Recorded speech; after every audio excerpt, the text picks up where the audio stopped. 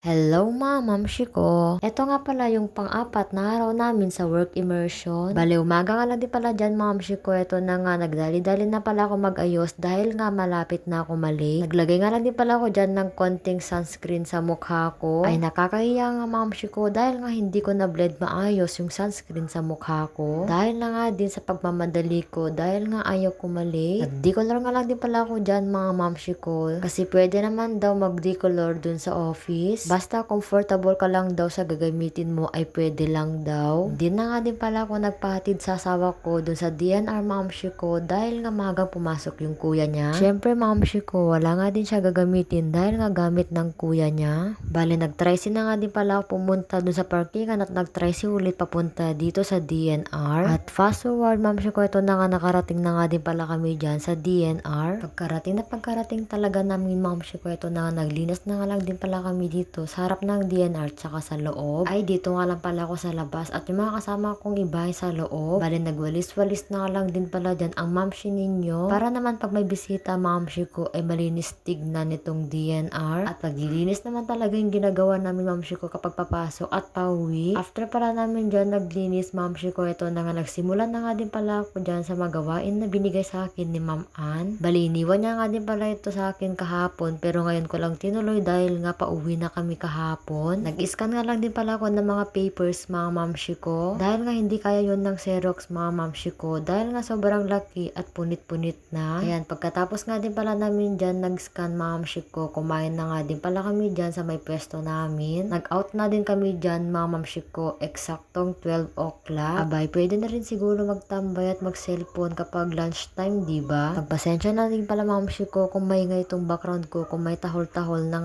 aso. Dahil nga ulitin ko, maingay talaga dito sa amin. Ayan, pagkatapos nga din pala namin dyan kumain mamshi ko, ito na nga, nag-rest na nga din pala kami dyan. Makikita nyo nga pala sila dyan natulog dahil nga pagod ang mga kasama ko. Syempre, pati na rin ako. Pagpatak pala ng alauna mamshi ko, yan, nag-in na din pala kami at sinimulan na din namin i-print yung i-scan namin na dapat ginawa tika sinapos na sana namin ng kinamagan pero yun nga kulang yung oras namin kasi nga nag-lunch muna kami. Pagkatapos pala namin dyan nag-print mamshi ko, ito na nga nagtanim na nga din pala kami pero hindi ko na nga nag-video mga mamshi ko dahil nga lobat na yung cellphone ko. Kaya nag-video na lang talaga ako dyan no, naggugas na kami ng kamay at nagayos dahil nga uwian na naman dyan. Eksaktong 4 o'clock na din kasi mga mamshi ko nung natapos na kami magtanim. Bali nagtanim nga lang din pala kami ng kahoy na ipil. Yan na nga mga mamshi ko, nag-fill up na nga din pala kami dyan sa time na pag-out namin. At fast forward mamshi ko, nandito na nga din pala kami sa Pure Gold. Duman nga lang din pala kami dito dahil nga sinamahan lang namin yung kasama namin umihi. At saka pagkatapos na rin yan ay movie na rin kami. At hanggang dito na nga din muna yung video ko mga mamshi ko. Abangan nyo na lang ulit yung day 5 namin sa work immersion pero sa Monday pa yon mga mamshi ko. Goodbye mga mamshi ko. Thank you for watching.